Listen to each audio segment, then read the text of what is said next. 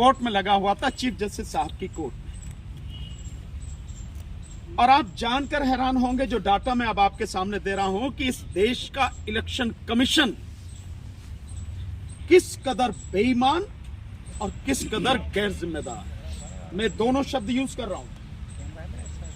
और सरकार के साथ मिलकर इस देश के जो वोटर्स हैं उनके साथ कितना बड़ा धोखा किया जा रहा है। इस तरह से बीजेपी के पदाधिकारी भारत इलेक्ट्रॉनिक्स लिमिटेड में इंडिपेंडेंट डायरेक्टर के रूप में सारा वो काम संभाल रहे हैं जो ईवीएम बनाने का है, वीवीपैट बनाने का है और सीक्रेट इनक्रिप्टेड कोड जो कोर है उसके लिए जो चिप इस्तेमाल होती है उन सब के डेवलपमेंट में किस तरह का उनका रोल है। अगर सीधे से कहूं कि बीजेपी ही मशीन बना रही है और इलेक्शन भी बीजेपी ही करा रही है।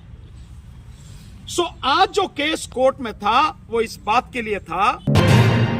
साथियों, आप सभी का हार्दिक अभिनंदन। आज की प्रेस कॉन्फ्रेंस में आने के लिए बहुत बहुत धन्यवाद। साथियों, आज एक केस कोर्ट में लगा हुआ था, चीफ जस्टिस साहब की कोर्ट में। और आप जानकर हैरान होंगे जो डाटा मैं अब आपके सामने दे रहा हूं कि इस देश का इलेक्शन कमीशन किस कदर बेईमान और किस कदर गैर जिम्मेदार है। मैं दोनों शब्द यूज कर रहा हूं। और सरकार के साथ मिलकर इस देश के जो वोटर्स हैं उनके साथ कितना बड़ा धोखा किया जा रहा है। संविधान का अनुच्छेद 324 इलेक्शन कमीशन को जितनी पावर देता है वो सिर्फ इसलिए कि वो independently free, fair and transparent election करा सके। वो जो बाकी बेईमानी कर रहा है और किस तरह से जो चुनाव आयोग जिन मशीनों को यूज कर रहा है कहीं से भी वो सर्टिफाइड और वेरीफाइड नहीं है, जो हम आपके सामने आरटीआई के माध्यम से खुलासा कर चुके हैं। और इसके साथ साथ जिस तरह से बीजेपी के पदाधिकारी भारत इलेक्ट्रॉनिक्स लिमिटेड में इंडिपेंडेंट डायरेक्टर के रूप में सारा वो काम संभाल रहे हैं जो ईवीएम बनाने का है, वीवीपैट बनाने का है और सीक्रेट इनक्रिप्टेड कोड जो कोर है उसके लिए जो चिप इस्तेमाल होती है उन सब के डेवलपमेंट में किस तरह का उनका रोल है। अगर सीधे से कहूं कि बीजेपी ही मशीन बना रही है और इलेक्शन भी बीजेपी ही करा रही है। सो आज जो केस कोर्ट में था वो इस बात के लिए था कि जो वोटर लिस्ट फाइनली जारी की है इलेक्शन कमीशन ने पूरे देश के लिए, जो 2024 का चुनाव होने वाला है, जो 1 जनवरी 2024 को बेस लेके उन्होंने सारा सर्वे कराया। और इलेक्शन कमीशन ने एक लेटर जो जारी किया उस लेटर में बाकायदा लिखा कि जो वोटर लिस्ट बनानी है उसमें डोर टू डोर जाके यानी घर घर जाके ये वेरीफाई करना है कौन कौन वोटर हैं, कौन नया वोटर है, कौन मर गया और कौन व्यक्ति यहां से जाके दूसरी जगह शिफ्ट कर गया। यह बाकायदा डायरेक्शन दी गई। लेकिन जब डिस्ट्रिक्ट कलेक्टर जो डिस्ट्रिक्ट इलेक्टोरल ऑफिसर होता है, पहले ये लेटर हर स्टेट के इलेक्शन ऑफिसर जो है उनको जारी किया गया और उसके माध्यम से इस ऑर्डर की कॉपी नीचे डीएम एसडीएम तक भेजी गई कि ये आपको काम करना है। और उसके बाद में जो कलेक्टर्स हैं उन कलेक्टर्स ने बीएलओ और एसडीएम वगैरह उनकी रिपोर्ट के आधार पर एक सर्टिफिकेट वो जारी करते हैं कि ये जो वोटर लिस्ट है ये सब कुछ चेक करने के बाद पूरी तरह से सही है और अब हम इसको जारी कर रहे हैं और भेज रहे हैं, हम भेज रहे हैं इसको। सो उसके बाद वो सारी चीजें होके इलेक्शन कमीशन के पास आती हैं, देन फाइनल जो वोटर लिस्ट है वो जारी होती है सबकी। वो जो वोटर लिस्ट जारी हुई हैं, अब जान के हैरान होंगे, उन वोटर लिस्ट में अकेले मैं उत्तर प्रदेश की बात बता रहा हूं, अकेले उत्तर प्रदेश में 71 लाख वोटर्स डुप्लीकेट हैं, अकेले एक प्रदेश में।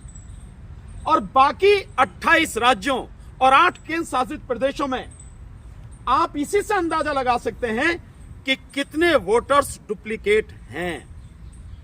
यह मामला आज सुप्रीम कोर्ट में था, चीफ साहब की कोर्ट में था। और इसके साथ साथ मैं कुछ और डाटा आपके सामने दूंगा जिससे आप जानेंगे कि इलेक्शन कमीशन किस कदर बेईमान और निकम्मा है। जो जिम्मेदारी संविधान ने उसको सौंपी, उस जिम्मेदारी को निभा नहीं रहा और इतनी हेरफेर है जिसकी आप कल्पना नहीं कर सकते। मैं कुछ डाटा उसके विषय में आपको देता हूं। यह तो मैंने आपको बताया कि डुप्लीकेट किस तरह से है। डुप्लीकेट किस आधार पर है? डुप्लीकेट है भाई, चेहरे से आप पहचान लो। किसी का फोटो, एक ही व्यक्ति का फोटो 2, 3, 4 जगह हो सकता है, एक ही व्यक्ति का नाम 2, 3, 4 जगह हो सकता है। सो इस आधार पर जो डुप्लीकेट है वो 71 लाख वोट हैं। आप कहेंगे कैसे काम आएंगे ये जो फेज में कराता है ना इलेक्शन कमीशन, ये उसी बेईमानी में काम आते हैं। माना 1000, 2000 या 5000 लोगों की वोटें यहां पर हैं डुप्लीकेट इस कॉन्स्टिट्यूंसी में। इस कॉन्स्टिट्यूंसी में पहले फेज में हो रहा चुनाव, देन अगली कॉन्स्टिट्यूंसी जो है उसमें अगले फेज में चुनाव होगा, वहां भी वही वोटर है, फिर तीसरे में होगा। सो ये जो लोग हैं ये इस तरह से वोट देके काम आते हैं। अब आप कल्पना कीजिए कि जहां पे 100 वोटों से, 50 वोटों से, 500, 1000, 2-4 हजार वोटों से हार जीत होती है, वहां 71 लाख वोटों में कितनी कॉन्स्टिट्यूंसी साफ हो जाएंगी, कितनी बड़ी बेईमानी हो जाएंगी। और इलेक्शन कमीशन की जिम्मेदारी है कि एक भी वोटर जो 18 साल का है और जिंदा है, उसकी वोट वोटर लिस्ट में आए बिना न रह जाए, उसका नाम आए बिना न रह जाए और कोई डुप्लीकेट या किसी तरह की भी गड़बड़ी नहीं होनी चाहिए। ये मुकदमा चल रहा है। अब मैं आपको बताता हूं इसके अलावा एक और बड़ा मजेदार डाटा है। इलेक्शन कमीशन कहता है कि 18 से 19 साल के जो लोग बच्चे हैं, जो नए वोटर हैं 18 से 19 साल के, वो ओवरऑल जो है पूरे देश में उनकी संख्या जो कुल वोटर हैं उसकी 4-4.5%, कहीं 4.38% है, कहीं 4.56% है, कहीं 4.1% है, कहीं 3.89%। तो एवरेज जो है वो 4% जो वोटर है वो 18 से 19 साल का है। अब मैं आपको आंकड़े दिखाता हूं आप चौंकाने वाले आंकड़े आपके सामने आएंगे। एक आंकड़ा मैं दिखाता हूं सबसे पहले, प्रधानमंत्री नरेंद्र मोदी की कॉन्स्टिट्यूंसी बनारस जिले का मैं आपको डाटा दिखाता हूं। ये सारे के सारे डाटा इलेक्शन कमीशन ने दिए हैं, हमारे नहीं है, ये उसके द्वारा दिए गए हैं। ये डाटा कहता है बनारस में 8 विधानसभा हैं, एक मतलब पूरे जिले में जो टोटल वोट हैं उन 8 जिलों में, वो 8 विधानसभाओं में या बनारस जिले में, वो है 30,30,426। जो सर्वे कराया गया डोर टू डोर, जैसा वो इलेक्शन कमीशन बता रहा है, वो है 30,30,426। यानी हर वोटर का उन्होंने डोर टू डोर सर्वे करा लिया। उसके बाद में जो मर गए हैं वो लोग, वो मर गए हैं, इलेक्शन कमीशन बताता है 1182 मर गए। बनारस की बात बता रहा हूं मैं। इसके अलावा जो शिफ्टेड है, यहां से छोड़ के कहीं और चले गए, उनकी संख्या है 3285। तो वोट कौन से कटने चाहिए थे? जो मर गए और जो वहां से छोड़ के चले गए, शिफ्ट हो गए, यही तो वोट कटने चाहिए थे वोटर लिस्ट में से। वोट कटी कितनी? अब ये मजेदार आंकड़ा, इनके हिसाब से जो वोट कटनी चाहिए थी, जो मरे हुए की और शिफ्टेड की हैं, वो 5388। ये टोटल वोट कटनी थी। तो 5388 की बजाय वोट कितनी काटी?